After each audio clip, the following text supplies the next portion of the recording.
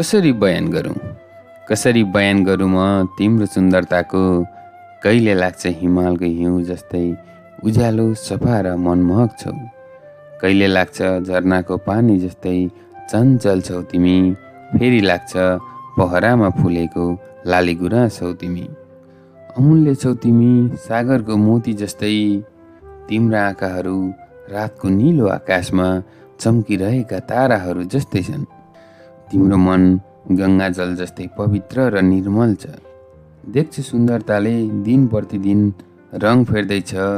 हिजोभन्दा आज सुन्दर, आजभन्दा भोलि मोहक। तिम्रो उज्यालो रूपले जुनलाई समेत लजाउन बाध्य पार्छ।